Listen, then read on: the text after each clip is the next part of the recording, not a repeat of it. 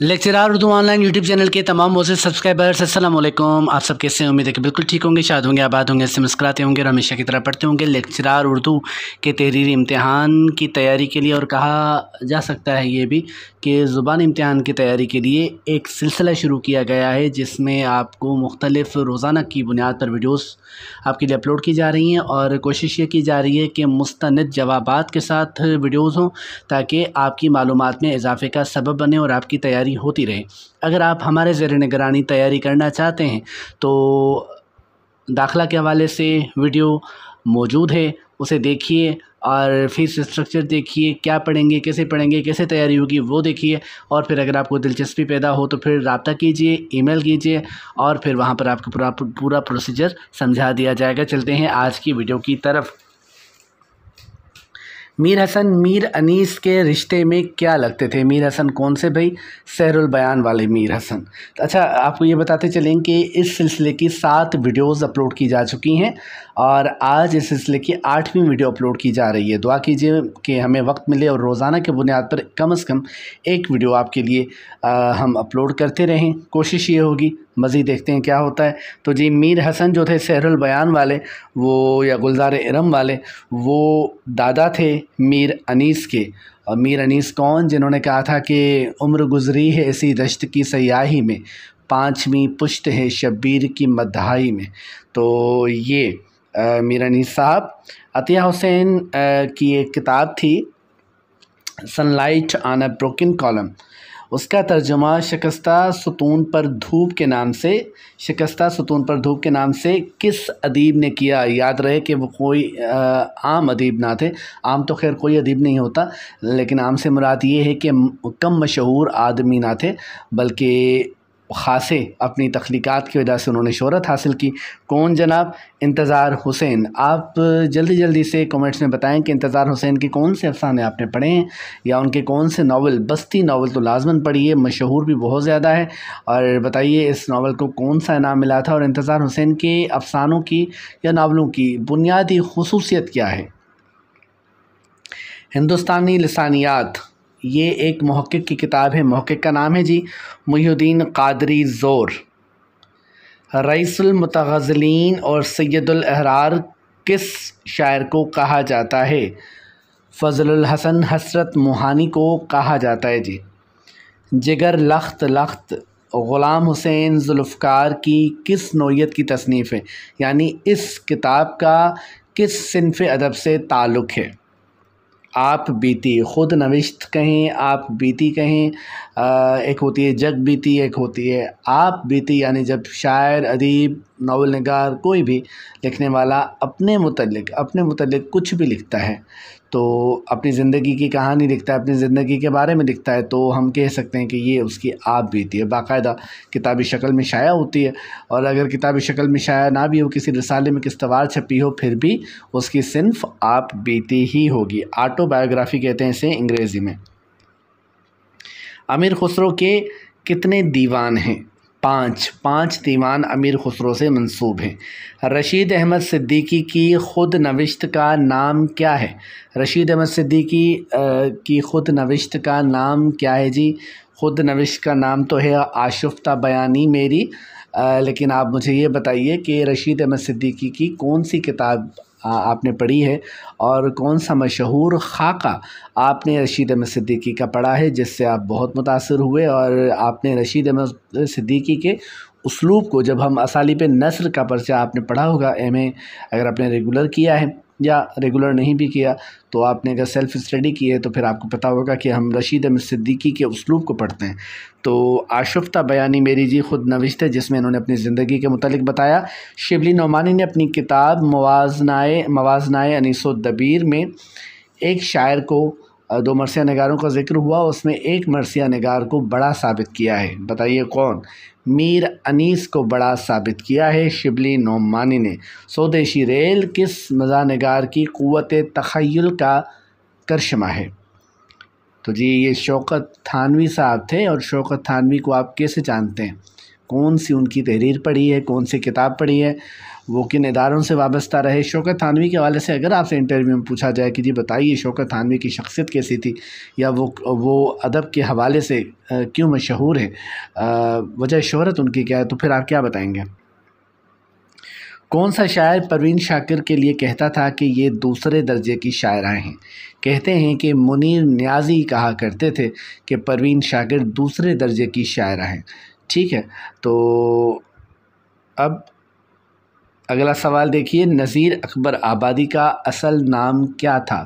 نذیر اکبر آبادی کا، اچھا اس سے پہلے مجھے یہ بتائیے کہ پروین شاکر جیسی اعلیٰ پائے کی شاعرہ، کیا واقعی منیر نیازی کا قول درست ہے؟ میں تو اسے درست نہیں سمجھتا، کیونکہ پروین شاکر وہ شاعرہ ہیں جنہوں نے آسان اسلوب میں بالکل سادہ الفاظ میں گہرے جذبات کو بیان کیا ہے، اور مشہور تو اس لیے ہیں کہ خواتین کے جذبات کو زبان دی ہے، لیکن میں یہ سمجھتا ہوں کہ اگر آپ شعر و ادب سے شناسائی رکھتے ہیں، شعر و ادب کو جانتے ہیں، آپ کا ذوق اچھا ہے، تو پھر پروین شاکر ہر عمر، ہر صنف کے سمجھیے کہ آدمی کو پسند آئیں گی بطور شاعرہ۔ ان کے کلام، ان کے اشعار کی یہ خصوصیت ہے کہ وہ جب آپ سنتے ہیں تو پھر آپ یاد کرتے نہیں ہیں، ان اشعار کو یاد ہو جاتے ہیں، ذہن نشین ہو جاتے ہیں، تو یہ بھی ایک خصوصیت ہوتی ہے۔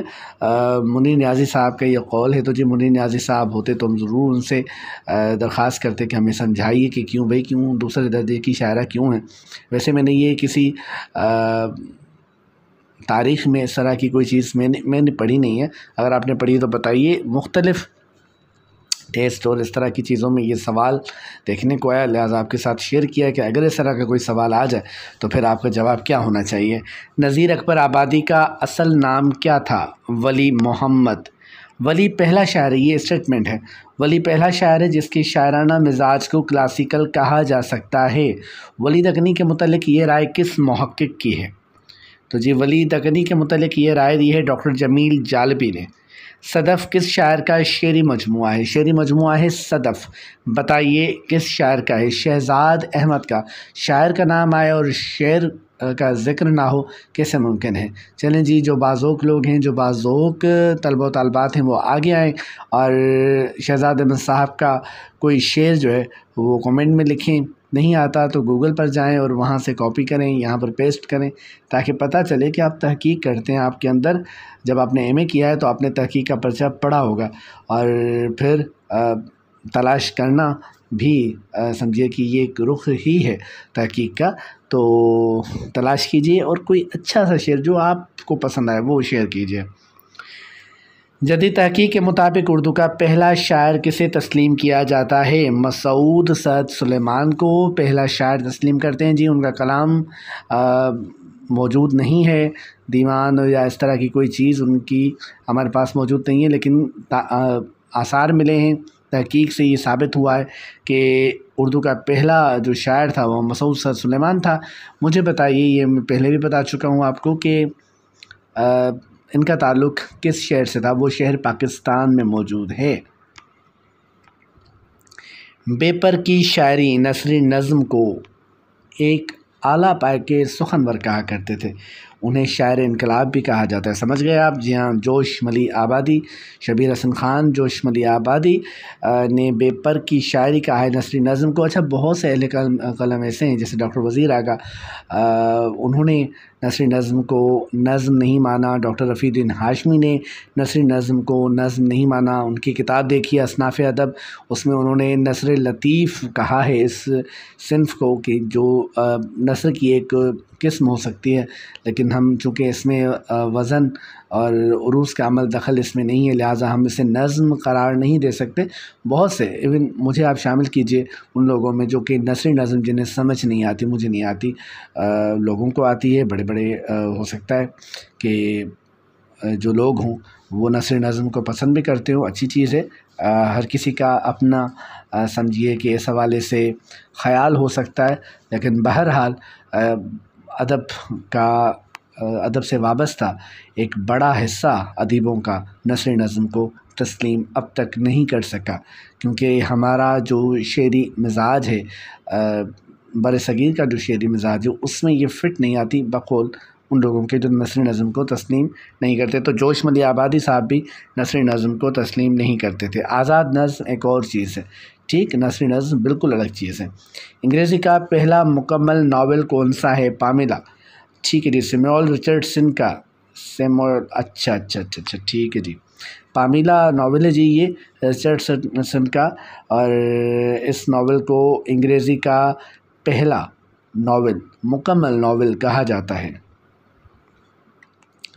तो अगर कभी फ़ुर्सत मिले अंग्रेज़ी से आपकी वाक़फ़ियत है, अंग्रेज़ी पढ़ सकते हैं और उसलूब जो है वो मुश्किल नहीं है, तो पामिला पढ़िएगा। सैमुअल रिचर्डसन का ये नावल है, और इस नावल को आप पढ़ेंगे तो फिर आपको ये अंदाज़ा होगा कि अंग्रेज़ी में नावल की क्या सूरत है, हमारे पास क्या सूरत है।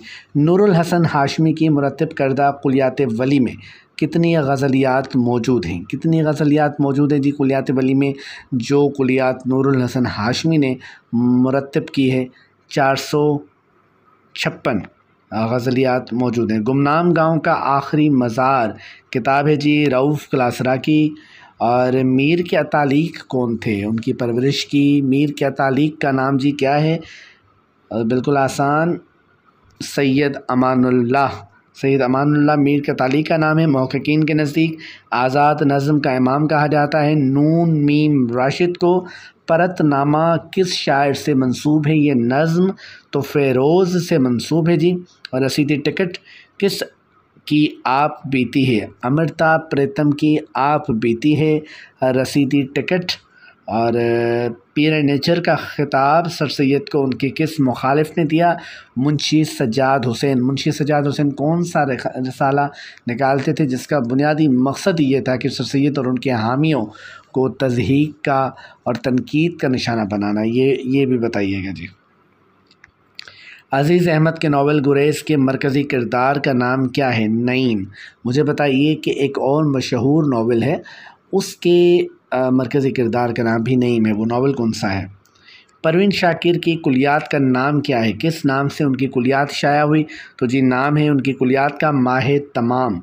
यादगार हाली के मुतल्लिक़ किताब लिखी हुई है, वो किसने लिखी जी?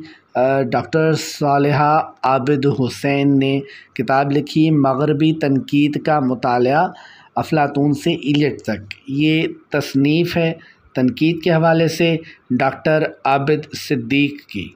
गालिब ने एक शायर को यकफ़ना कहा, बताइए शायर कौन सा है? शेख इमाम बख्श नासिख। इन्हें क्या कहा जाता है? पहलवान सुखन इन्हें कहा जाता है। कसरत से इनका लगाव था, लिहाजा पहलवान सुखन कहते हैं इन्हें, ठीक है।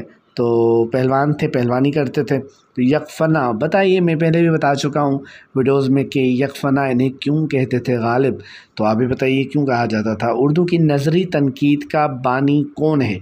उर्दू की नज़री तनकीद का बानी है जी मौलाना हाली। फोर्ट विलियम कॉलेज में किस तसनीफ़ को ज़्यादा शोहरत मिली?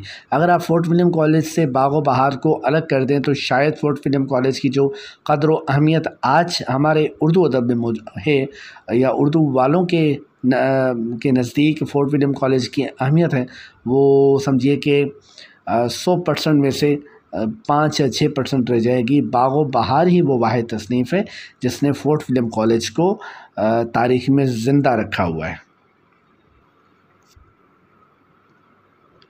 तो जी ये थी आज की वीडियो। हम इस सिलसिले की पहले आपके लिए 7 वीडियोस पेश कर चुके हैं। आज इस सिलसिले की 8वीं वीडियो पेश की गई, और कल हम इस सिलसिले की वीडियो नंबर 9, जी हाँ 9वीं वीडियो हम पेश करेंगे। कोशिश ये करेंगे कि रोज़ाना आपके लिए वीडियोस अपलोड करते रहें। अगर आप पर्सनली तैयारी करना चाहते हैं, पेड ग्रुप में शामिल होना चाहते हैं, तो उसका तरीक़ेकार चैनल पर ही मौजूद है।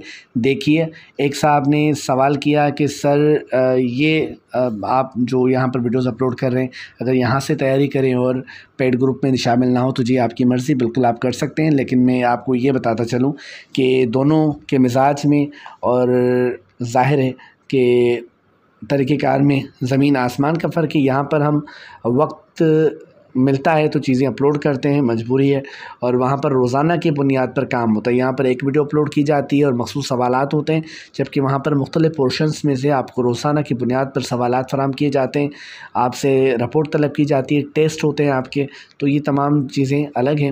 تو آپ اب کبھی بھی کوئی بھی آپ کے لیے وقت مقرر نہیں ہے، کبھی بھی داخلہ لے سکتے ہیں، اور اس کے لیے آپ ای میل کیجیے professorafourdou2000@gmail.com پر۔ شاد رہیے، آباد رہیے، اللہ حافظ۔